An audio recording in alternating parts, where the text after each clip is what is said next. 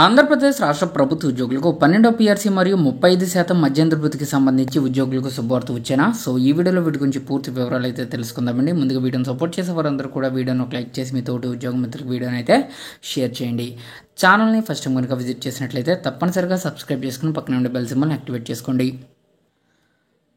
ప్రభుత్వ ఉద్యోగులకి సంబంధించి తాజా సమాచారంలో భాగంగా ముఖ్యమంత్రి నారా చంద్రబాబు నాయుడు గారు గతంలో పెన్షన్దారుల సంక్షేమానికి అనేక చొరవలు తీసుకున్న విషయాన్ని గుర్తు చేస్తూ ఇప్పుడు కూడా అదే స్ఫూర్తితో స్పందించి కేంద్రం దిశానిర్దేశం చేసిన చట్టాల వల్ల రాష్ట్ర పెన్షన్దారులకు తలెత్తిన సమస్యల పరిష్కారానికి అండగా నిలవేయాలని పెన్షన్దారులు కోరుతున్నారు.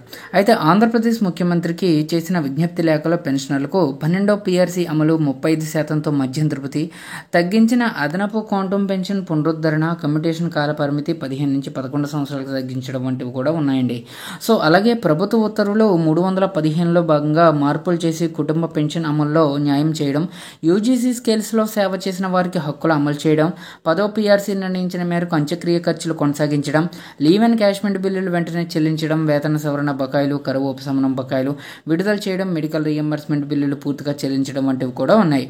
ఇక పెన్షన్ సమస్యల పరిష్కారానికి ప్రత్యేక డైరెక్టరేట్ ఏర్పాటు చేయాలని, ఆరోగ్య బీమా కార్డులు అందరికీ పరిమితులు లేకుండా జారీ చేయాలని చెప్పి కోరడం కూడా జరిగింది. దేశ నిర్మాణానికి ప్రధాన శక్తిగా పనిచేసిన పెన్షన్దారుల సమస్యలపై ప్రభుత్వం చిత్తశుద్ధితో స్పందించి వారికి సరైన న్యాయం చేయాలని చెప్పేసి అడుగుతున్నారు.